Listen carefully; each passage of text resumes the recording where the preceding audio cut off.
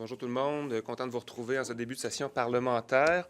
D'abord, un petit mot sur un anniversaire, un triste anniversaire aujourd'hui qu'on souligne, l'anniversaire de la tuerie, de l'attentat en fait à la mosquée de Québec. Je prends quelques secondes pour le rappeler. C'est un devoir de mémoire important qu'on a.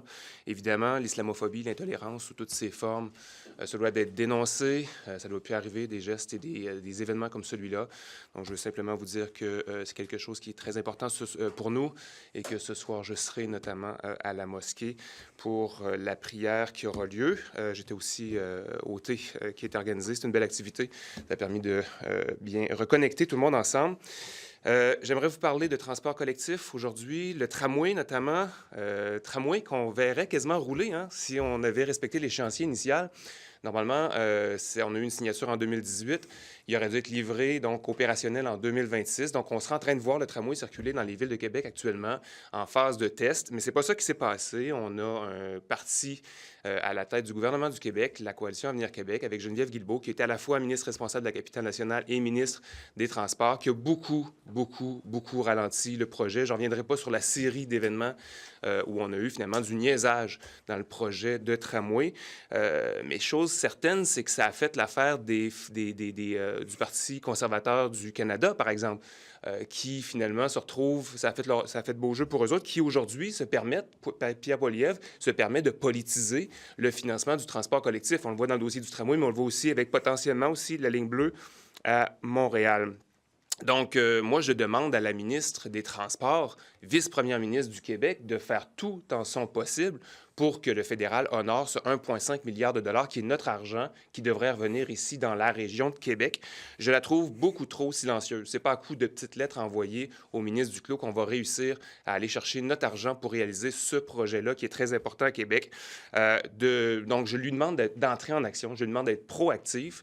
Autrement, on va commencer à se poser des questions sur pourquoi elle ne veut pas froisser Pierre Poilievre. Est-ce que c'est parce qu'elle veut garder des bonnes relations avec Pierre Poilievre? Est-ce que c'est parce qu'elle veut se présenter avec le Parti conservateur du Canada? Je pose la question, mais en tout cas, moi, je trouve que son silence est très inquiétant, à la fois pour la réalisation de ce projet-là, mais à la fois sur ses intentions derrière à ne pas vouloir froisser Pierre Poilievre. On passe à Guillaume. Merci beaucoup, Étienne. Ce matin, moi, je vais vous parler d'itinérance. Ça fait quand même la manchette ces derniers jours, mais aussi depuis quelques mois, surtout depuis l'arrivée du grand froid. Je vais être très clair, Valérie Plante a raison. Il faut absolument un électrochoc sur le dossier de l'itinérance et la CAQ n'est pas du tout au rendez-vous. N'importe qui réside à Montréal, qui prend le métro, qui habite nos quartiers, qui se promène, mais ça dépasse Montréal, on va se le dire. Là, je me concentre sur ce que Mme Plante a dit. Le voit bien que la crise humanitaire qu'on vit n'a plus de sens. Nous, on a été très actifs sur le dossier. Moi, j'ai fait une proposition de sommet avec mes collègues à l'automne pour qu'on se réunisse tous ensemble, le palier municipal, provincial, fédéral, qu'on ait des discussions avec le communautaire, qu'on se mette en action rapidement. Je suis sorti pour dénoncer le manque de financement dans les halles de chaleur. On est sortis ensemble, Étienne et moi, à Québec et à Montréal pour qu'on discute du logement communautaire, donc du logement de transition avec soutien communautaire pour que les gens retrouvent des logements. Ça n'a pas de bon sens. Moi, depuis le mois d'automne, en fait, depuis le mois de septembre, là, j'ai ce dossier-là. J'ai été sur le terrain, j'ai rencontré une quarantaine d'organismes. Je suis allé voir toutes les directions, je suis allé voir tous les refuges. J'ai même amené le ministre Carman avec moi à plusieurs reprises. J'ai montré ça avait de l'air de quoi le campement Saint-Rémy dans ma circonscription. J'ai amené les 2 pieds sur le campement pour voir comment ça fonctionnait puis comment on ne pouvait pas tolérer ça dans la société québécoise actuelle. Je veux le sensibiliser, je veux qu'on continue de les sensibiliser, mais pour nous, c'est prioritaire et pour l'instant, ce n'est pas suffisant. Ça nous prend un électrochoc. Il faut qu'on ait du financement important, rapide, massif pour régler la crise de l'itinérance. Ça se fait en amont avec la protection, puis le filet social, puis le logement, mais ça se fait aussi en finançant correctement, puis en prenant que la responsabilité de la santé publique soit telle qu'on en ouvre des refuges, qu'on avance, parce que là, il y a des dizaines et des dizaines de Québécois, de Québécoises, voire des centaines maintenant qui vivent dans la rue, qui dorment dans la rue, puis par un temps froid de moins 15, moins 20, c'est absolument inacceptable. Je demande du leadership et de l'action au ministre Carman et au premier ministre Legault. Pensez que le problème de l'itinérance, ça se règle uniquement avec de l'argent? Ça se règle pas qu'avec de l'argent, ça se règle en prévention d'abord. On le sait qu'un tiers d'entre eux qui sont dans la rue aujourd'hui là, sont à la rue parce qu'ils ont été victimes d'expulsion de leur logement. Il faut qu'on ait un registre des loyers qui a du sens. Il faut qu'on ait des réelles protections pour les locataires. Il faut qu'on ait du logement social de manière suffisante pour éviter des hausses là, qui vont peut-être mener du monde à la rue. Le 6 c'est pas tout le monde qui va être capable de payer ça dans les mois à venir. Évidemment, ça prend un chèque d'aide sociale aussi qui permet de payer son loyer. Ça, c'est pas tout le monde qui est capable. Il y a du monde qui se met en chambre à 2, à 3 pour être capable de payer leur loyer. Ça prend un système de prévention. Actuellement, là où il y a besoin d'argent rapide, c'est sur le répit. La halte chaleur, effectivement, ça va prendre de l'argent. La solution n'est pas dans l'urgence à long terme. Si on est constamment à financer que des haltes chaleur puis que de l'urgence, on s'en sortira jamais. Ceci dit, demain matin, il n'y en aura pas 5 logements, 100 logements, 400 logements disponibles. Fait qu'en attendant, comment qu'on passe l'hiver? Oui, ça prend de l'argent. Ceci dit, les organismes sont à bout de bras. Ils ont eu 2 appels à projets supplémentaires. Ils ont déposé le nombre de lits qu'ils pouvaient déposer de plus, mais ils ne peuvent pas en faire davantage. Moi, j'appelle le ministre, la santé publique, à prendre des mesures exceptionnelles. Quand on a eu une crise là, humanitaire puis une crise de pandémie, on a loué des locaux, on a ouvert des places, on a aligné des espaces de vaccination. Bien, on est capable de faire la même chose pour l'itinérance, que le CIUS, puis que la santé publique, puis que le ministre loue des locaux, qu'on mette des lits bord en bord, qu'on ouvre 500 places demain matin. Oui, ça, c'est une question de cash. Oui, ça, c'est une question d'argent. Mais comment est-ce qu'on peut tolérer que ces gens-là sortent et rentrent du métro comme si c'était ça une halte chaleur? Comment est-ce qu'on peut tolérer que ces gens-là sont à la recherche, à qui mieux de quel refuge je vais avoir une place pour eux ce soir en se disant « Coudon, demain matin, je vais peut-être mourir de froid. » Ça n'a pas de bon sens, puis oui, ça va en prendre de l'argent. Monsieur Gramont, qu'est-ce que vous attendez au juste de Mme Guilbeault? Comme j'ai dit hier, là, je m'attends à du leadership de sa part. C'est sa responsabilité. Elle est vice-première ministre. Elle a été ministre responsable de la capitale nationale. Elle est ministre des Transports. Elle est en train de laisser partir potentiellement 1,5 milliard de dollars de notre argent québécois dans les mains d'Ottawa qui va aller financer des projets ailleurs au Canada. Parce que Pierre Poilievre, là, puis les fédéraux, on l'a bien vu, un article qui était sorti il n'y a pas longtemps qui montrait bien la disparité entre ce qui est dépensé en infrastructure en Ontario, en Alberta, au Québec. Actuellement, l'Alberta reçoit autant de promesses d'investissement en infrastructure que le Québec pour 2 fois moins de population. Si on perd l'argent de la ligne bleue, si on perd l'argent du tramway de Québec, là, on va se retrouver avec encore moins d'argent ici au Québec, avec 2 fois plus de population qu'en Alberta. On ne va pas chercher notre part de l'argent qui est le nôtre. Ça, je trouve ça totalement inacceptable. Donc, ce que je demande à la ministre, là, c'est de tout mettre en son pouvoir. Si c'est de créer un front commun avec le maire de Québec, avec les oppositions, on va y aller, on va le faire avec elle. Mais pour l'instant, là, sa façon de se battre pour aller chercher l'argent, là, c'est d'envoyer des lettres au ministre Duclos. Voyons donc, ça manque de sérieux. Je veux dire, elle n'est pas prête à se battre. Donc, moi, je lui demande d'être plus proactive. S'il faut qu'elle s'embarque pendant 1 heure avec Pierre Poilievre dans un bureau enfermé à porte à clé pour lui dire de respecter l'engagement puis l'autonomie du Québec par rapport à ses volontés de réaliser un projet de tramway. Rappelons-nous qu'on a voté 2 motions unanimes d'appui au tramway. Là. Il y a 125 députés à l'Assemblée nationale qui veulent que le tramway se réalise. Je veux dire, si elle n'est pas prête à défendre ça, là, je me demande qu'est-ce qu'elle fait là. Il va le verser, l'argent. Il va le verser pour le 3e lien. Autoroutier. Oui, sauf que, encore une fois, on est en train de couper la poire en deux. On n'est pas d'accord sur le projet de 3e lien, puis le Québec pourra faire sa bataille pour aller chercher l'argent du 3e lien s'il veut aller chercher de l'argent pour un 3e lien. On va toujours être là pour dire que c'est une mauvaise idée, mais prendre l'argent du tramway puis le transférer sur le projet de 3e lien, c'est nous enlever 1,5 milliard de dollars qui avaient été prévus pour un projet bien spécifique pour lequel l'Assemblée nationale s'est dit entièrement en accord par 2 fois, en 2023 et en 2022. Vous appelez Mme Guilbeault. Celui qui tient le crayon, c'est le fédéral. Oui. Pas Mme Guilbeault.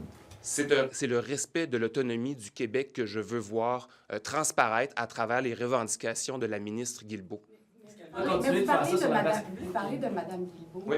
Mais aux dernières nouvelles, elle n'a pas été rabrouée ou désavouée par son patron. Qu'est-ce que ça dit, ça? Effectivement, c'est une bonne remarque. Et je me demande pourquoi le premier ministre, qui lui-même se dit favorable à cette 3e voie-là, qui n'arrête pas de dire qu'il va aller chercher l'argent des Québécois, ne le fasse pas pour le projet de tramway de Québec, ça m'inquiète particulièrement.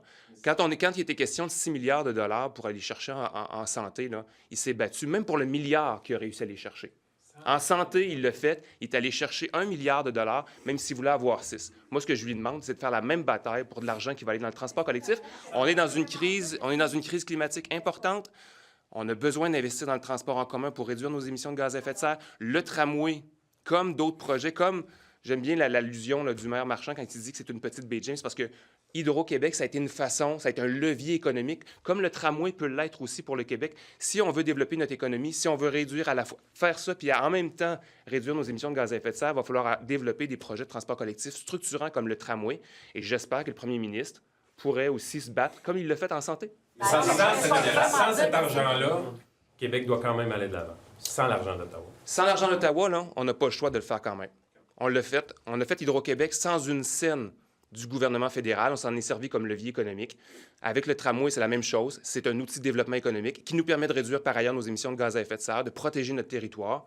Évidemment qu'on va pouvoir le faire. Mais évidemment, la première bataille à faire, c'est aller chercher notre argent des Québécois qu'on a envoyé à Ottawa qui doit revenir ici, là. 1,5 milliard et non 40 parce que 40 on est rendu en haut de 3 milliards. Comme j'ai dit sur la question là, de la santé, on va faire la bataille évidemment pour aller chercher le 40 mais il y a un 1,5 qui était déjà garanti. En santé, on l'a fait, on voulait 6, on a obtenu 1, mais on s'est quand même battu. En tout cas, le gouvernement, je dis on, mais le gouvernement s'est battu pour aller chercher. Je m'attends à la même chose, à la même combativité dans le dossier du transport collectif. Les voitures électriques. Est-ce que vous pensez qu'il faut absolument garder le cap sur 2035 pour ce qui est de l'interdiction de la vente de voitures à essence? C'est le gros minimum. On doit respecter l'échéancier de 2035. On ne va pas commencer à baisser nos objectifs à nous autres en environnement parce que Donald Trump a décidé de faire bande à part puis de lâcher les objectifs puis de sortir de l'accord de Paris. Évidemment qu'on doit continuer. 43 de nos émissions de gaz à effet de serre au Québec viennent des transports. La planète brûle, là, indépendamment de Donald Trump qui décide de faire le fou là, sur les enjeux environnementaux puis de se retirer de tous les accords qui nous liaient normalement vers des objectifs qui sont tout à fait louables. Je veux dire, faut garder le cap. On n'a pas le droit de baisser les bras. La planète brûle. Cela dit, il faut le faire sur le transport individuel, les voitures, garder le cap sur les objectifs de 2035. Mais encore, je fais le lien avec l'autre question qui m'a été posée avant. Il faut continuer à aller chercher l'argent pour réaliser nos projets de transport collectif. C'est pas juste avec des voitures électriques qu'on va réussir à baisser nos émissions de gaz à effet de serre. Si les États-Unis mettent un frein à la production de voitures électriques, ou en tout cas si il pourrait y avoir des conséquences dans le marché, est-ce que c'est pas... M. Charette nous disait on n'est pas sur une île. Là. Est-ce qu'il n'est pas raisonnable de dire qu'il va y avoir un impact sur les ventes de voitures électriques au Québec, par exemple? Oui, bien, le marché de l'automobile dans le monde il est plus grand que juste les États-Unis. C'est la première des choses à laquelle que je pourrais répondre. Puis deuxièmement, les affirmations. Je trouve que le ministre de l'Environnement ne fait pas trop sa job de ministre de l'Environnement. Il devrait défendre une position forte du Québec, puis lui-même être en mode on va réussir à atteindre nos objectifs de réduction de gaz à effet de serre malgré les décisions des États-Unis. Est-ce que le Québec et le Canada devraient se tourner vers le marché chinois dans ce cas-ci?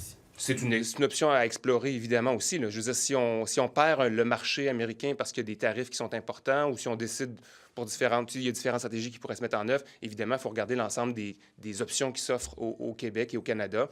Donc, c'est une option qu'on devrait évaluer. Avec la menace économique qu'on a actuellement, est-ce que ce ne serait pas temps, justement, de laisser tomber au Canada la surtaxe de 100 % sur les véhicules chinois? C'est une option qu'il faut absolument explorer. Donc, vous êtes prêt à laisser entrer la Chine dans le marché? Je ne dis pas que je suis prêt à laisser entrer la Chine sur le marché. Je dis qu'il faut... À regarder, ça laisse sous-entendre que vous n'êtes pas fermé Exactement. parce que les Chinois rentrent dans le marché. Exactement. Ce que je vous dis, c'est que d'abord, on va commencer par voir si les tarifs se mettent en place samedi prochain. On verra c'est quoi la hausse qui est proposée du côté américain. On verra comment elle s'applique aussi. Est-ce que ça sera sur l'ensemble des produits? Est-ce que ça sera différencié selon les produits, selon l'origine aussi? On pourrait imaginer très bien, par exemple, qu'il n'y aurait pas de tarif sur le pétrole albertain, par exemple. On regardera l'ensemble, puis après ça, on évaluera c'est quoi les options. Mais l'option, pour vous, la Chine, c'en est une. À évaluer, évidemment.